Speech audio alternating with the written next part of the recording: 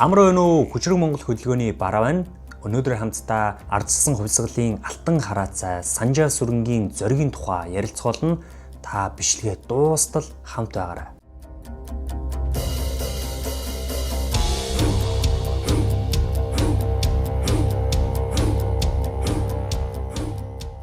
Бидний хувь заяа бидний гартал байна.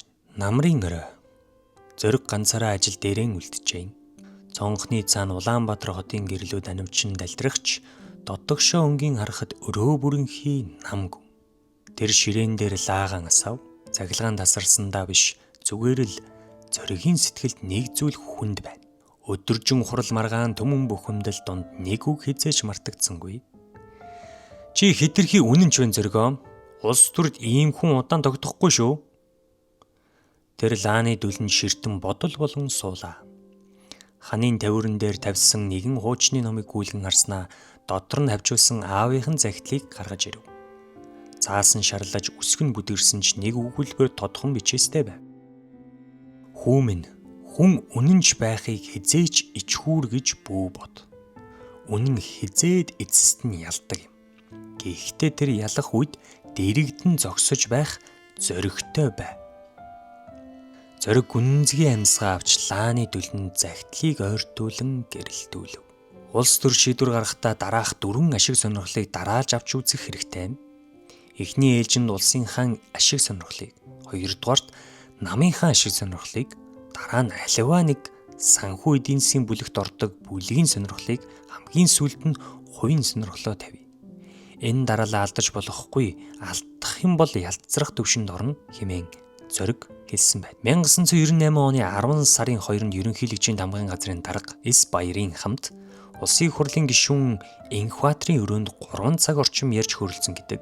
Энэ үед С Баяр талигаачаас чи ерөнхий сайд болчихвол Эрдэнэтийн асуудлаар ямар байр суурь баримтлах вэ гэж асуухт нь poised ушил гал тэр хэдийн хөдөлчихсөн гэж хариулсан тухай Энхбаатар өдрийн сонинд дурдсан байдаг. Зориг бол асуулгах биш, өөрөө асууж маш анхааралтай сонсно. Би тэгж сонсдог хүнийг бараг л үзээгүй. Янжуур тамхи өгсрүүлж татангаа сонсно. Ийм тийм шунал байхгүй. Гол нь улс орноо хэрхэх вэ? Тайван замаар хувьсгал, өөрчлөлт, шинтгэл хийх тухай их бодож, их бичиж бас ярив. Нөхөрлөхөд төвөггүй, төвг утсан янз бүрийн зам гаргахгүй. Элдв хов жив адармаатай байдал бас үүсэхгүй. Шулуун шудраг, илэн далангүй, сансан бодсноо шууд хэлдэг. Хэлсэн л бол заавал биелүүлнэ. Хоёр нүур гаргахгүй, баярлагтаа мар сайтал инэн шүү дээ. Үүдэн шүдгүй тул инээгт нь онгойно. Түүнээсээ чижигч үгүй.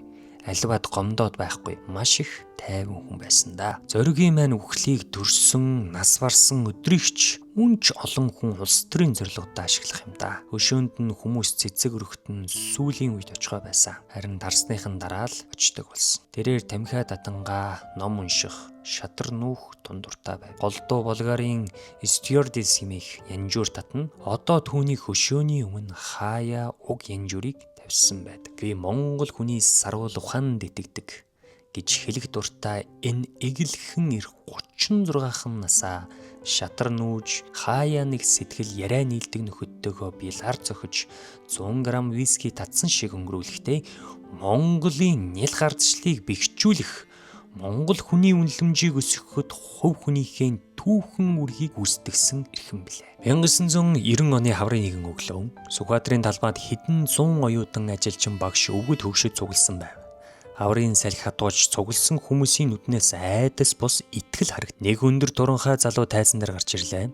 Тэр бол Санжаа сүрэнгийн зориг. Тэр микрофон руу бүх хийж хоолой нь баг зэрэг чичирч байлаа. Харин нүд нь яг гал шиг асч байв. Бид чимээгүй байж болохгүй. Биднийг дуурж эхлэх тэр мөчөөс эхлээд Монгол хүн өөрийнхөө хувь заяаг бүтээж чадна гэдгийг харуулна гэж тэрээр өгүүлв. Гэнэт тайзны өмнөх игнэнээс 70 орчим настай хөгшин эмэгтэй гараа өргөв. Гэхдээ хүмүн чи залуу байна. Амнасаа бодож яагаад дуугүй байж болохгүй гэж вэ? Чин аюултай осолтой зүйл шүү гэтэл зориг нэмсэглэж илдгээр доош буугаад эмээгийн гарыг хатгав. Эмээ минь би ганцаараа бишээ. Та энд байна. Тэр хөгшин малчин байна. Тэн зогсож байгаа оюутнууд, эмч, багш цагтаач бас надтай хамт байна. Бид айж амьдраад байж болохгүй шүү дээ. Бид харин итгэж амьдрахыг хүсэж байна. итгэж амьдрах гэдэг нь дуугархаас амаа нэхээс өөрийн үзэл бодлоо илэрхийлэхээс эхэлдэг юм шүү дээ. Эмээгийн нүдэн нулим сурсан ч тэр толгойд өх төр мөчөд талбай даяар нам гүн болов. Эх орны төлөө зүрхнээс нь гарсан тэр дуу хоолоогоор нэг л мэдхэд ардчилсан эрх чөлөөний хөдөлгөөн эхэлсэн юм.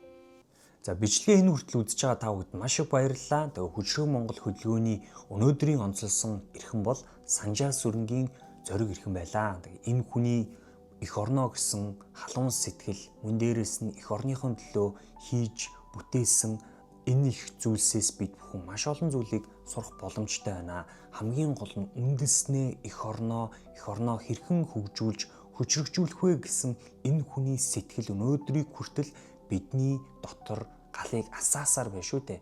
Тэр ийм агуу гайхалтай хүмүүс Монгол улсад дахин бий болох болтугай. Би таныг ч гэсэн яг л зоригтой адилхан эх орныхон төлөө өөрийнхөө сурсан, мэдсэн зүрх сэтгэлээ амьдралаа бас зориулаасаа хэмээн хүсэж байна. Маш олон зоригтой Монгол ирчүүд, Монгол эмэгтэйчүүд байж л улс маань дараагийн гайхалтай хүчрэг улс болж хөгжин шүү дээ. За тэгээ бичлэгээ энэ хүртэл үзсэн та бүхэнд маш их баярлалаа. Тэгээд үнэн эцэст нь үргэлж ялдаг. Харин тэр хүртэл та үнний талд зогсож чадах зоригтой байгаасай хэмээн та бүдээс хүсэж байна. Тэгээ Хөшрөг Монгол хөтөлбөрөнд нэгдэхийг хүсвэл та бидэнтэй холбогдороо. Мөн дээрээс нь та бидний бичлэгийг лайк болон subscribe хийж биднийг дэмжээрэй. Тэгээд дараагийн дугаар хүртэл түр баяртай та бүхэнд баярлалаа.